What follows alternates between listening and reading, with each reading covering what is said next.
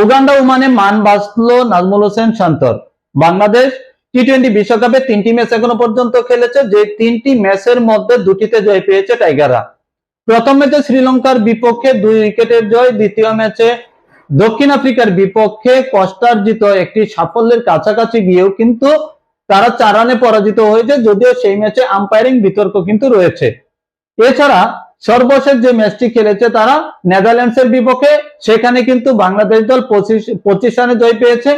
সেই জয়টি কিন্তু সুপার 8 এর দৌড়ে বাংলাদেশকে খুব ভালোভাবে রেখেছে, কারণ নেদারল্যান্ডসের সাথেই কিন্তু বাংলাদেশের কম্পিটিশন মূলত যে সুপার 8 এর নেদারল্যান্ডস যাবে না বাংলাদেশ যাবে। এখানে কিন্তু শ্রীলঙ্কা আগেই সুপার 8 এর দৌড় থেকে পিছনে পড়ে গেছে, নেপালও কিন্তু পিছনে পড়ে গেছে।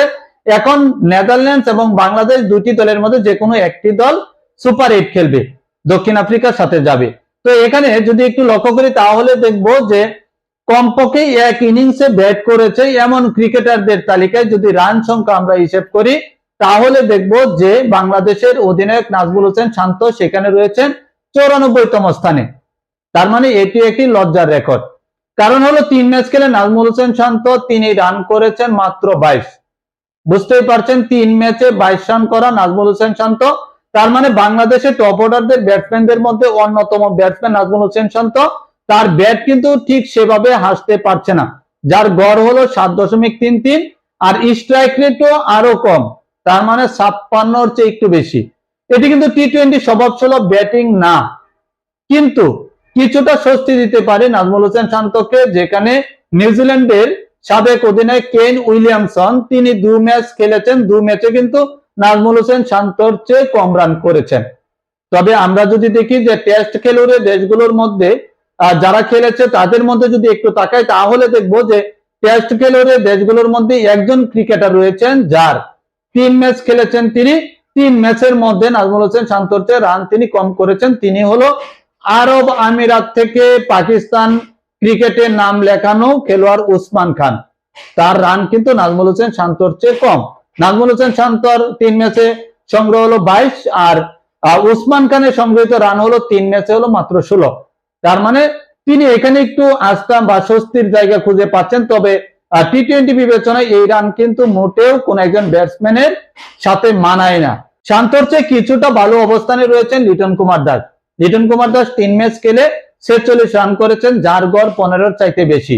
তবে স্ট্রাইক রেট টি-20 স্বভাবসুলভ যে লিটন কুমার দাসের খেলা সেটির দ্বারের কাছেও নেই, কারণ স্ট্রাইক রেট হলো 87-রও নিচে।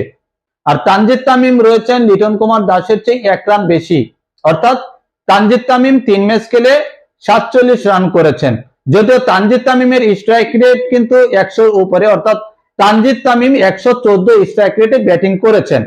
তবে একটি জায়গায় নাজমুল হোসেন শান্তর মান বাঁচিয়েছে উগান্ডা ও ওমানের ব্যাটসম্যানরা, সেটি হলো স্ট্রাইক রেটে। কারণ পূর্ণ সদস্য দেশ যারা ক্রিকেট খেলছে, টেস্ট খেলুড়ে দেশ, সেইখানে যদি আমরা খুঁজে ফিরি যে নাজমুল হোসেন শান্ত যে স্ট্রাইক রেটে ব্যাটিং করেছেন এর চেয়ে কম স্ট্রাইক রেটে কোনো পূর্ণ সদস্য দেশের ক্রিকেটার কেউ ব্যাট করেনি। সেখানে কিন্তু ওমান এবং উগান্ডার ক্রিকেটারও রয়েছে।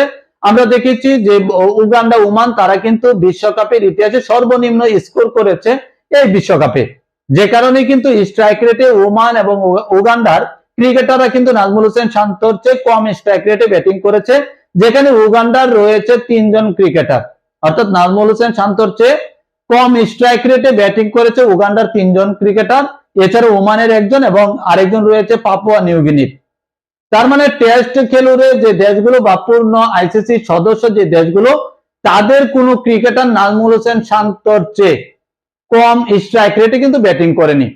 তার মানে নাজমুল হোসেন শান্তকে ফিরে আসতে হবে। বাংলাদেশ দলের অন্যতম কান্ডারি নাজমুল হোসেন শান্ত, বাংলাদেশ দলের অধিনায়ক, তার স্ট্রাইক রেট আরো ভালো হওয়া উচিত। তো আমরা আশা করছি আগামী ম্যাচগুলোতে নাজমুল হোসেন শান্ত আরো ভালো স্ট্রাইক রেট নিয়ে তিনি ব্যাটিং করবেন।